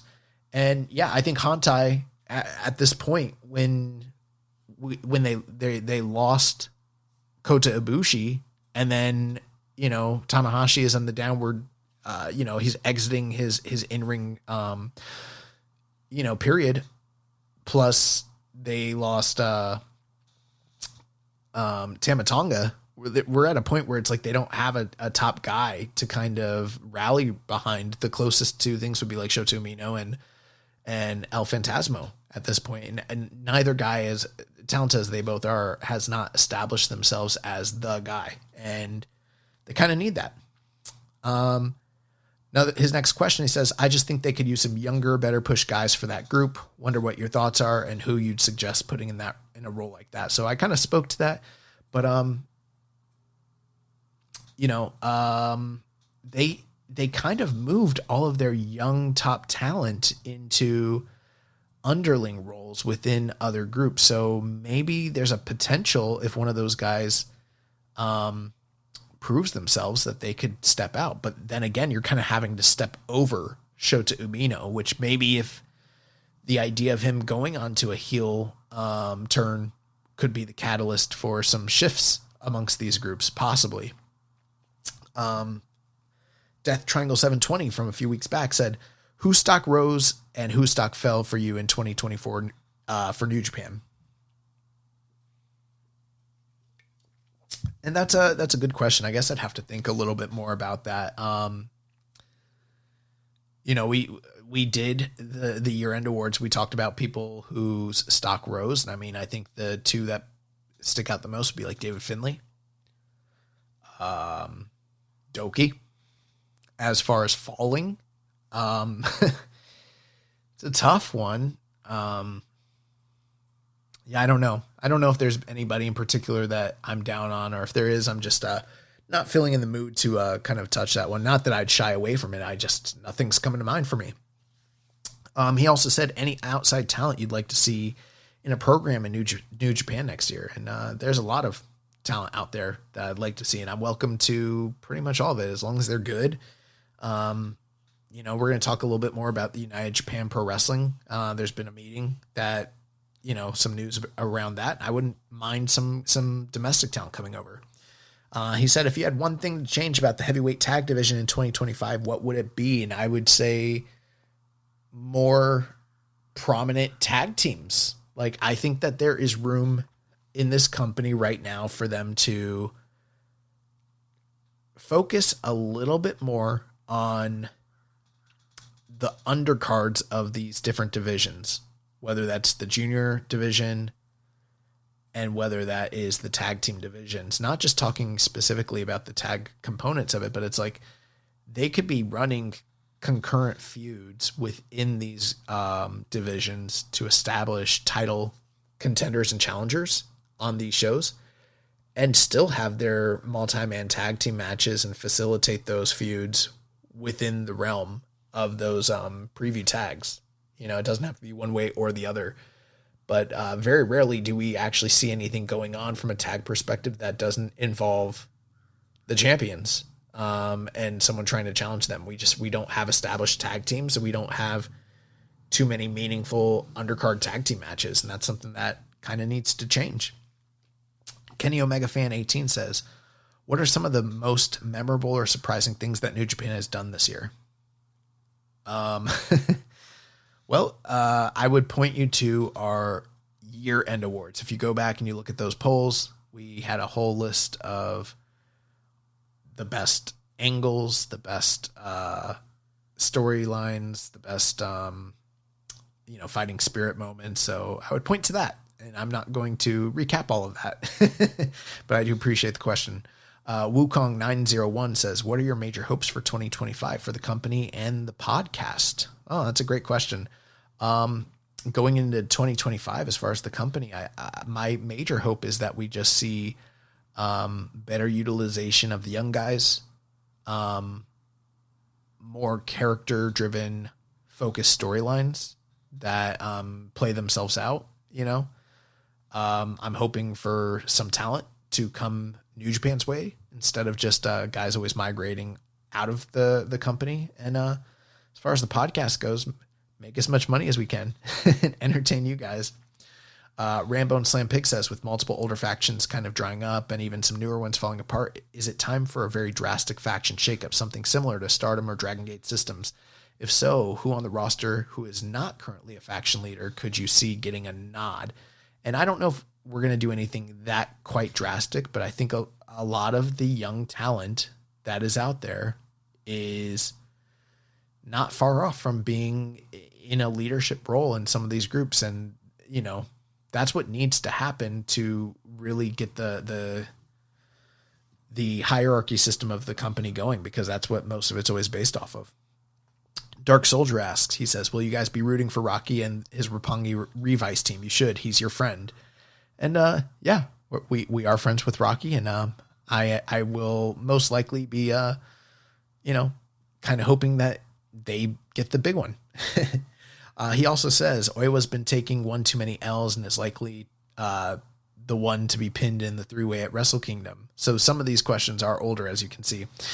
Given the momentum he was getting in his excursion, do you feel like they're almost wasting it? And I would say no. I think that obviously coming up, he's got the feud with Yoshihashi, and I think he's going to have a big 2025. His last question, will Taguchi be Okan's partner at Wrestle Dynasty? And that's already played out, so obviously not. Following that, we have Genki Horiguchi-man. His question here, is it fair to say that the Reiwa Musketeers, that Narita is the most fully formed act of the bunch and that one guy that understands what his role is? And I would say, I guess you can make that argument if you're just putting a lot of emphasis on character work, but to the same extent, I would say no. Like, I feel like Tsuji has way more motivation and character than Narita. A lot of what Narita does to me is kind of like cheap heat sort of stuff. But yeah, there is an aspect there where Narita is he stays in character and everything like that. So if you're putting an emphasis on the old school nature of it all, then sure. But you know, in terms of most fully formed act outside of just the character work, I don't know. The work, the in-ring work is lacking. And, you know, that's part of it, you know, whether that's getting heat, whether that's connecting with the crowd, you know, what have you, it's not there right now.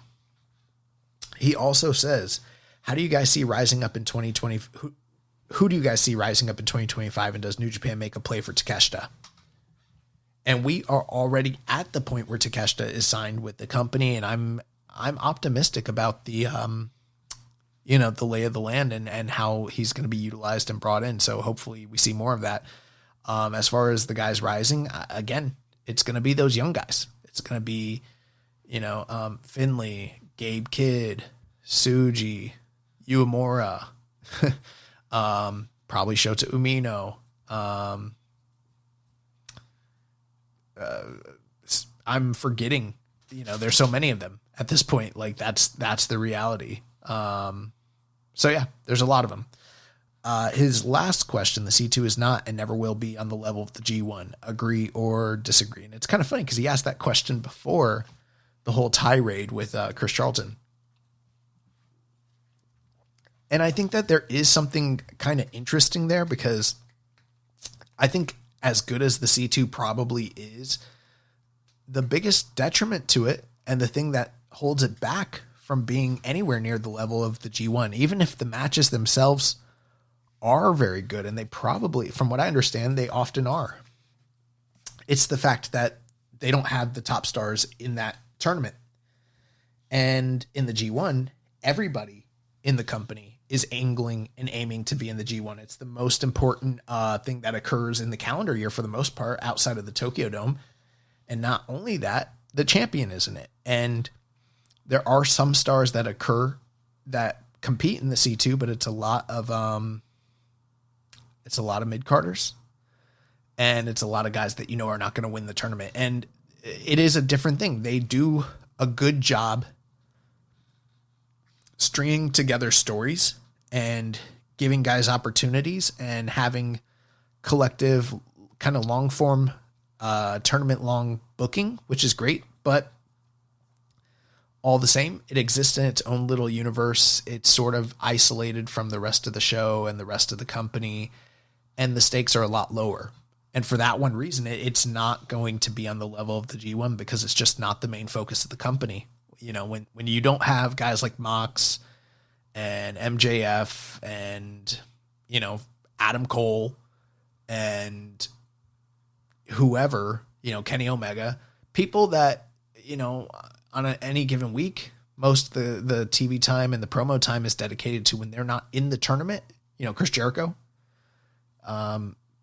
No matter how you view those talents or, you know, how good you think the matches might be, when they're not in the tournament, it doesn't mean as much. Point blank. So, yeah. Another question from MJ Does PR. He says a lot of focus is put on the Reiwa guys as the future, but you can't build these guys as stars and main eventers without a strong supporting cast. Can you guys talk about the state of the roster and what type of turnover / roster rotation do you think we'll see in 2025? And I think we're already seeing that. I think that we're going to see guys, Westerners who do not resign with the company, who will be gone. Keep a lookout for that because we've already heard rumblings. There's probably numerous individuals that will no longer be with the company. Not too many, but it's going to happen. You're going to see people going from, you know, full-time status to dad status to part-timers to freelancers. You're going to see some of the stronger mid-card guys kind of get downcycled or used less often. These things are going to happen, and that's how we're going to make room for these younger guys. You're also going to see some individuals like Goto, for instance, or Yoshihashi, who sort of get the rub and are elevated. We saw that with Zack Sabre Jr., guys that need to kind of be in those roles to work with younger talents and, you know, keep things afloat, keep things moving, and give these guys people to work with. Rambo and Slam Pig says, with Okada and Omega being strongly hinted at for the Texas All-In show, can you think of any other significant feuds of similar stature that began in a Japanese promotion but went on to have matches in North America? Other than Tanahashi versus Okada match from the American G1 show, I can't come up with a comparison. And, you know, I had to think about that for quite a while, and I'm not sure. I mean, I feel like we might have touched on this on another episode, or if we didn't, I thought a lot about it. But like the only matches that really stand out to me would be like they did a follow-up to Flair Fujinami for WCW at Super Brawl. That's one that comes to mind. There was the matches with Eddie and, you know, Ultimo Dragon, and those happened in the States. The big one in WWE would have to be Nakamura and AJ Styles. So that's a big one.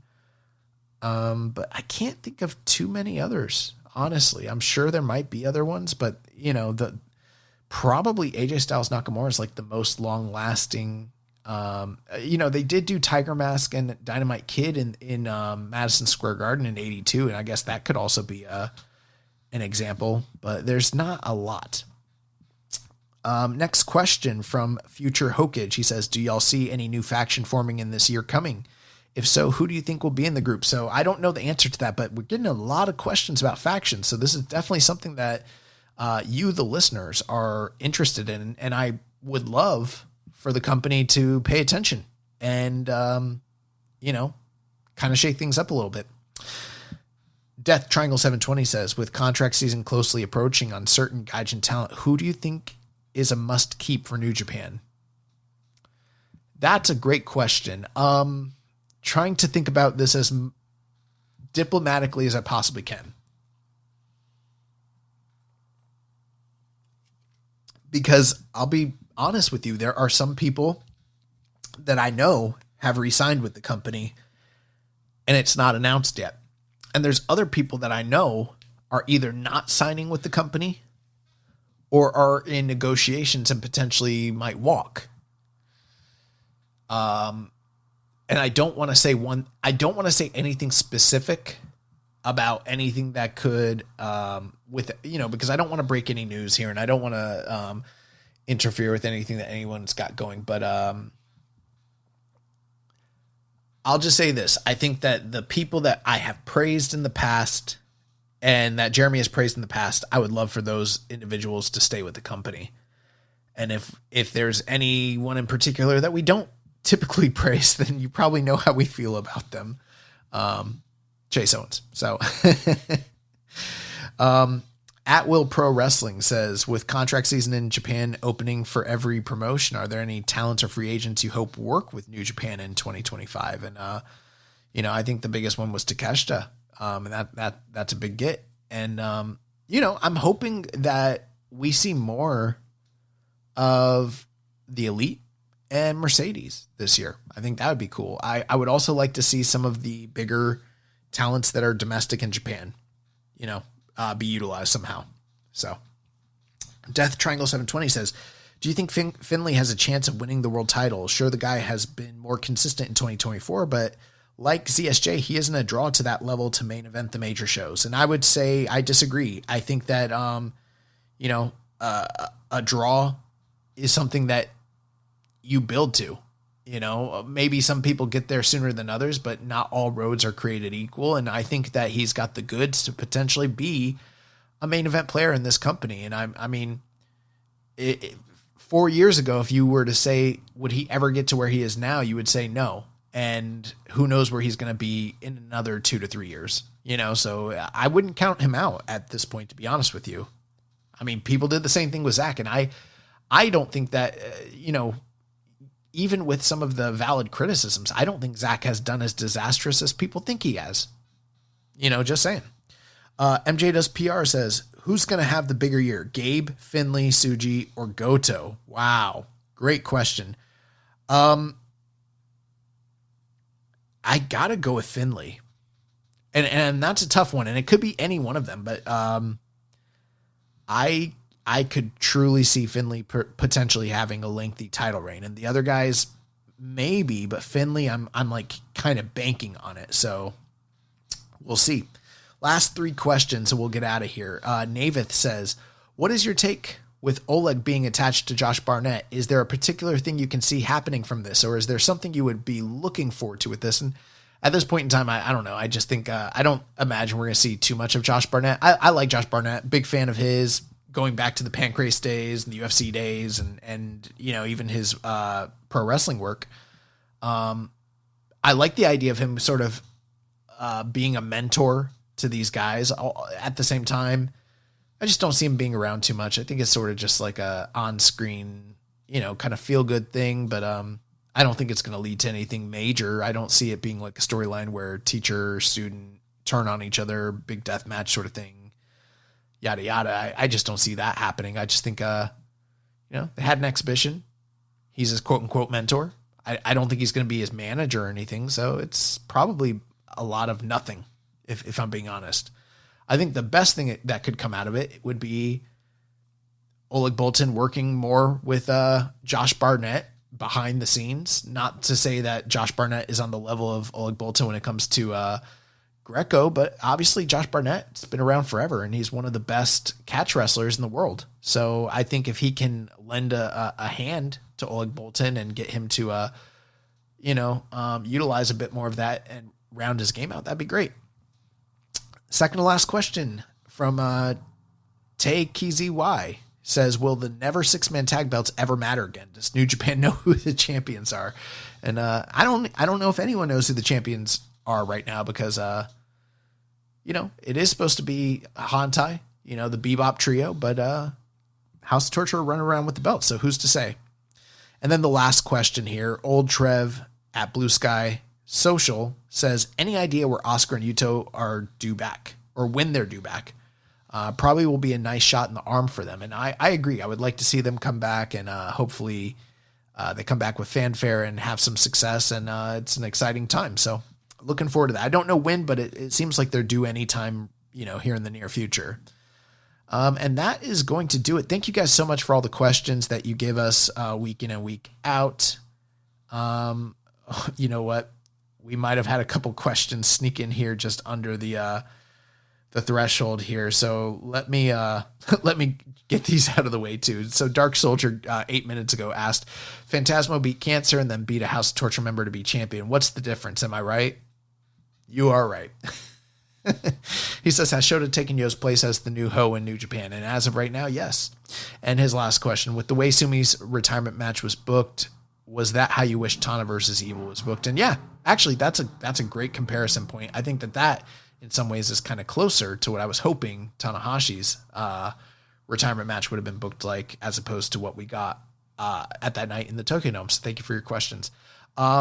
Before we jump into recommend a match of the week, just a couple quick news notes, and I think I've touched on a little bit of it, so I don't have all the specific details, but there was a press release that came out this week where the varying members of United Japan Pro Wrestling Group came together, had a press conference, and so that was like members of all the major pro groups, whether that's like Dragon Gate, DDT, Noah, All Japan, New Japan, Stardom,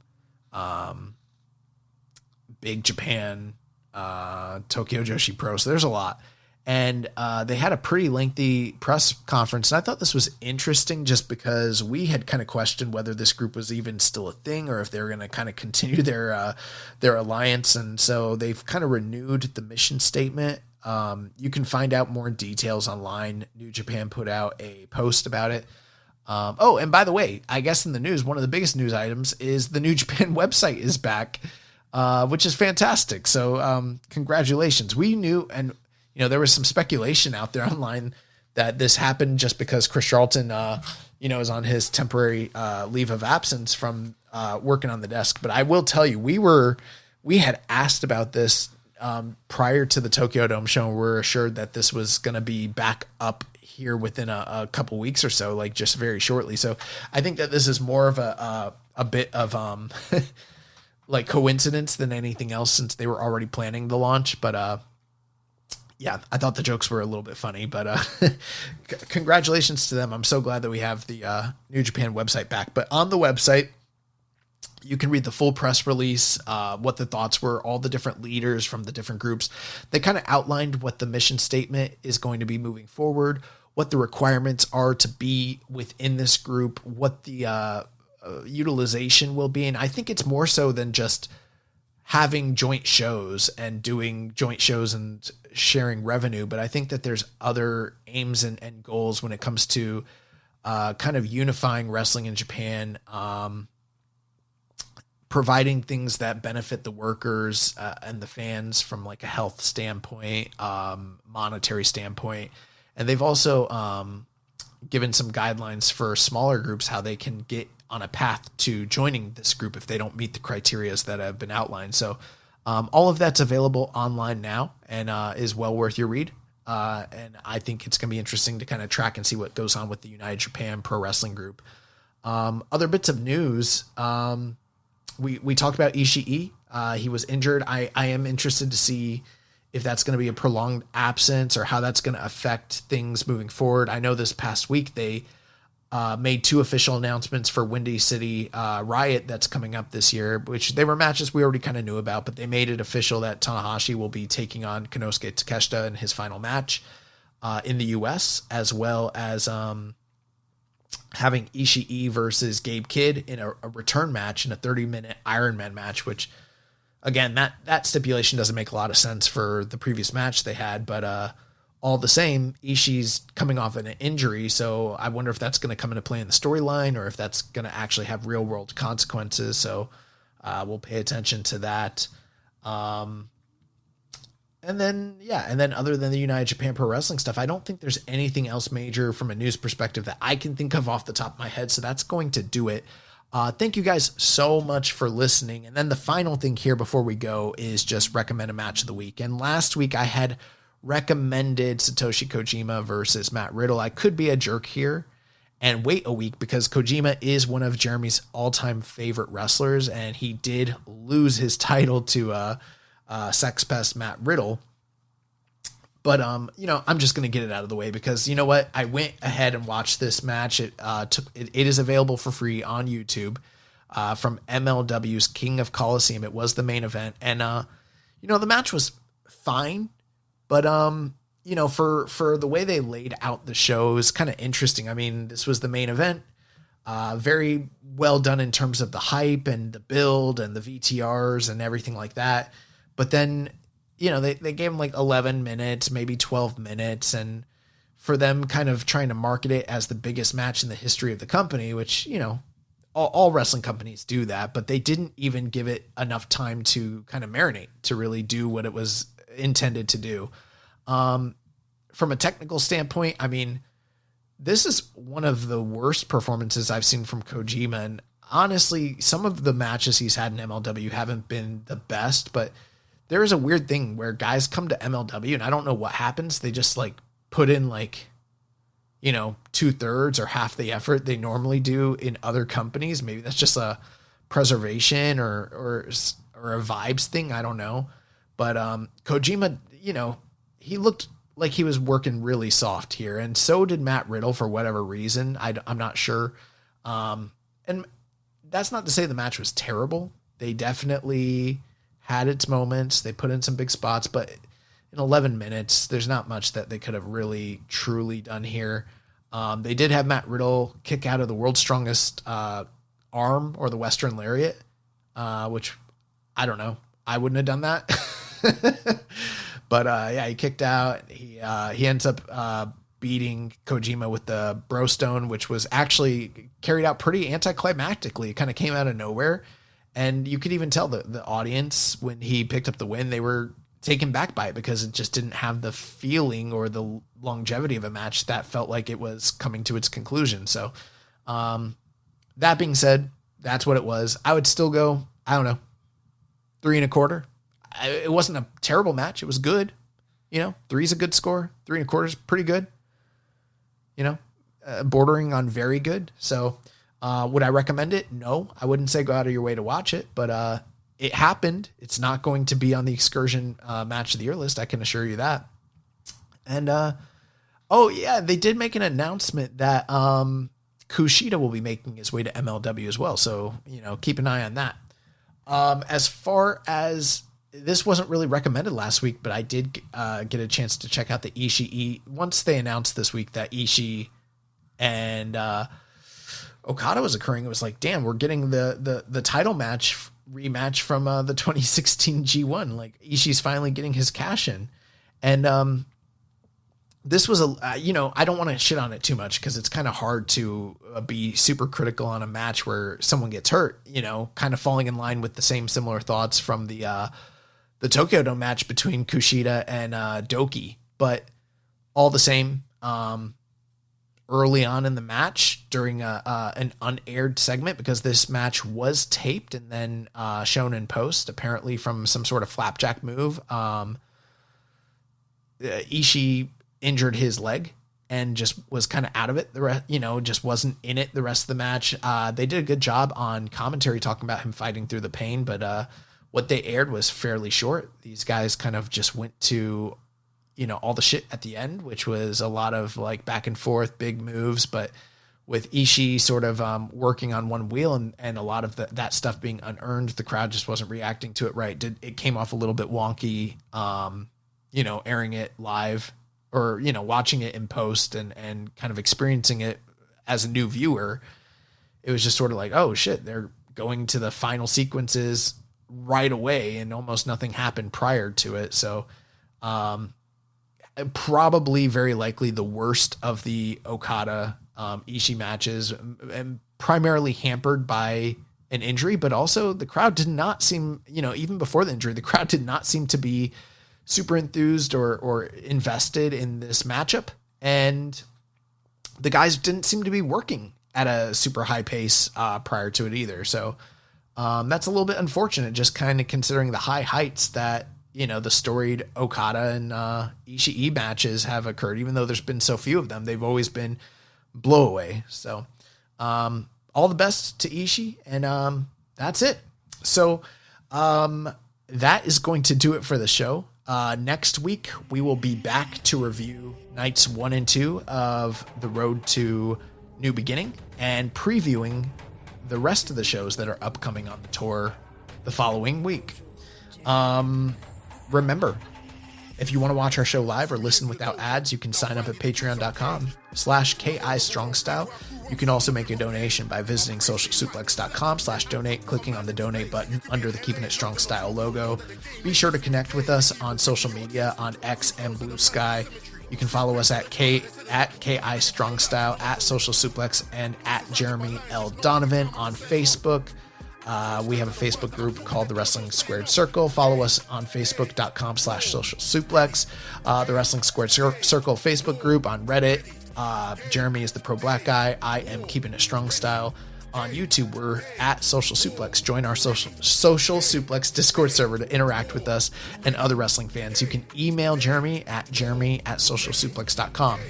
Check out all the other shows on the Social Suplex Podcast Network. One Nation Radio with Rich Latta and James Boyd. All Things Elite with Floyd Johnson and Austin Sumowitz. Imps WWE Adventure with The Implications, Matthew Mayer. Wrestling Art with Chris Things, which, by the way, I will be recording a episode this week with Chris Things. So be on the lookout for that. Tunnel Talk with Ali, Ann, and Leah, and the Trish and Sarah Wrestling Podcast. Don't forget to subscribe and leave a rating and review. We'll catch you next week on Keeping It Strong Style, the ace of podcasts. Ichiban. Thank you for listening to Keepin' It Strong Style. We'll see you next time.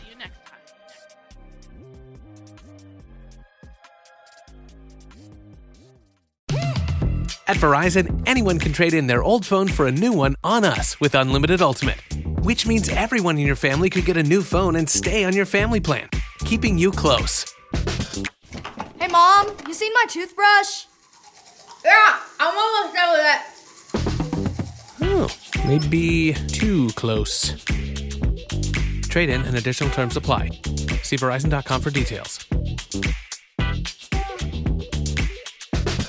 Stay warm and save every day, all in the Kroger app. Get 10 for $10 on select varieties of Kroger pasta, Starkist tuna pouches, or Powerade. Then get flavorful fresh Heritage Farm chicken, split breast, drumsticks, or thighs for $1.49 a pound, all with your card. Shop these deals at your local Kroger, less than 5 miles away. Or tap the screen now to download the Kroger app to save big today. Kroger, fresh for everyone. Prices and product availability subject to change. Restrictions apply. See site for details.